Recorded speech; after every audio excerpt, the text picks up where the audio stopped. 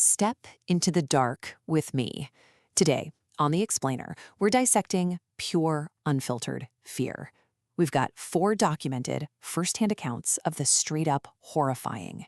So, lock your doors, and let's dive in. Just let this hang in the air for a second. I want to draw myself eating her.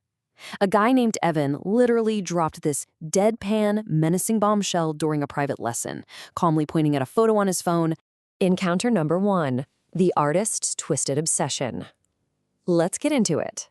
So our source sets the scene in just a quiet, unassuming art studio in Oregon. The teacher thought she was just giving drawing lessons to a mid-20s cook. No big deal, right? But Evan's sketchy vibes and super intense behavior had her completely bugging out.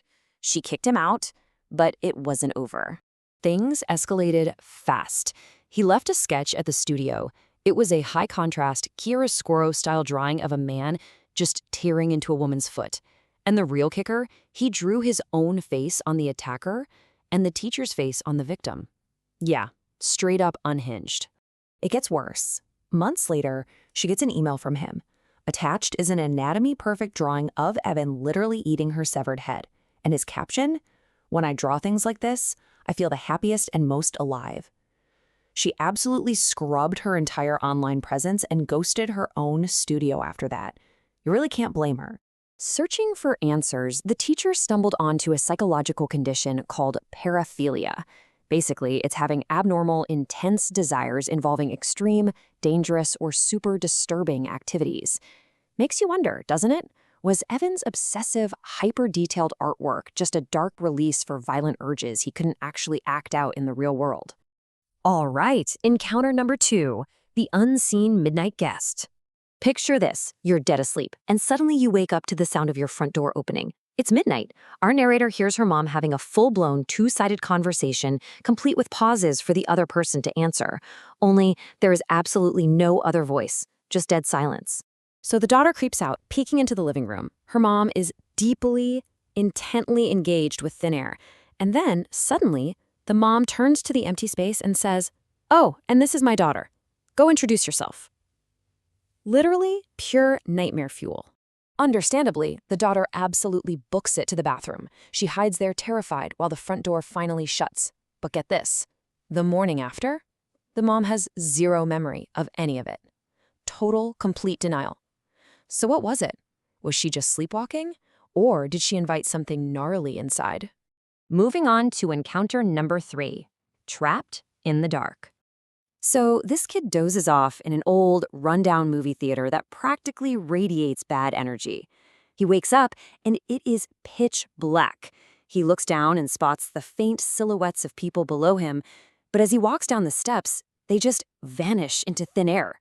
The entire theater is completely empty. Talk about tension spiking. He tries to bail, but he finds the exit doors completely dead-bolted. Then, he hears it. Heavy footsteps echoing from the empty seats up above him. And then, those footsteps start morphing into the sound of children laughing, moving directly toward him down the rows. He is straight up trapped. He's completely freaking out, right? And he feels this overwhelming, sick urge to look back. He turns and sees a woman dressed in all white, her face completely covered by long black hair. She walks right past him and vanishes into a solid brick wall. Just phases right through it, right before the theater doors violently burst open out of nowhere. And finally, encounter number 4, the cursed apartment bathroom. Let's walk through this timeline of pure dread. The guy moves into this cheap old apartment. Weeks 1 and 2, totally normal. Week 3, sudden, terrifying bouts of suffocation, like the oxygen is literally being sucked from his lungs. By week 4, the bathroom is reeking of rotting meat and blood, and there are these sticky liquids just pooling on the floor.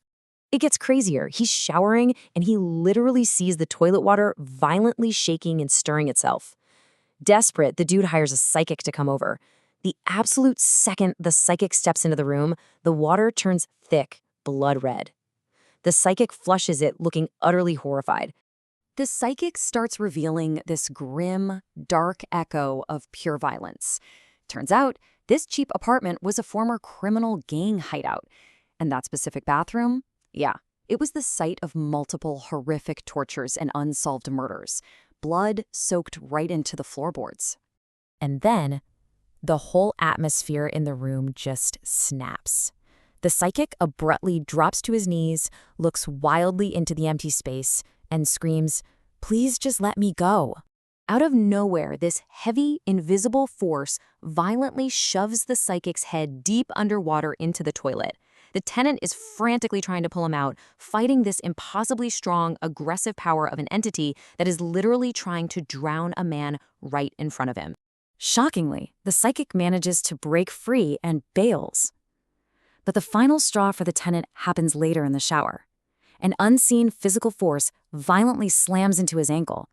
Shaking and in absolute agony, he crashes onto the slippery tiles, crawls out, and flees the apartment for good. So we have to ask the question, was any of it real? We really have to weigh the tangible stuff against the totally unexplainable.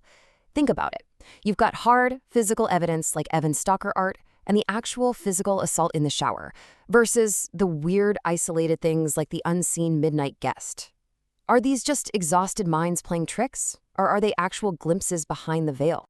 Look, you can debate psychology or sleepwalking all day long, but when you feel that freezing cold air hit your skin, when you see it with your very own eyes, how do you convince yourself it wasn't real?